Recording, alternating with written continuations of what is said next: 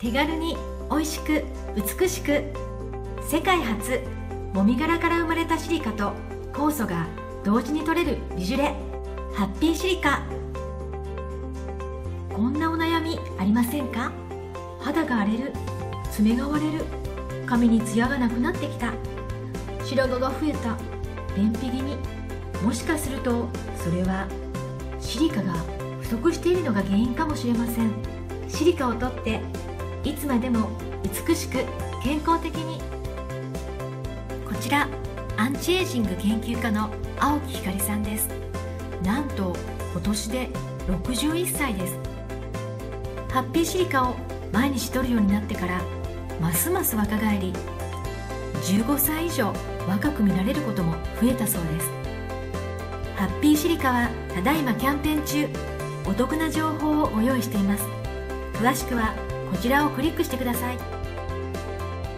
シリカは私たちの肌や髪、爪などにも含まれ、体に欠かせない成分です。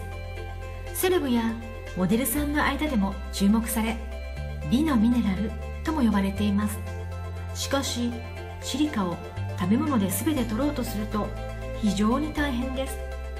例えば牛乳なら3パック、豆腐なら6パック、バナナだとなんと80本食べないと1日に必要なシリカが取れないのです。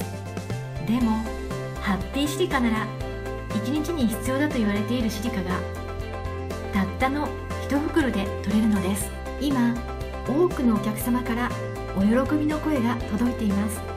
少しご紹介します。さよこさん33歳。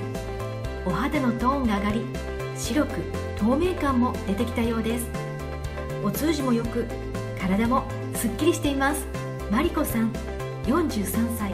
体がいつもよりも軽く、むくみがなくなり、お肌がプルプルしてきました。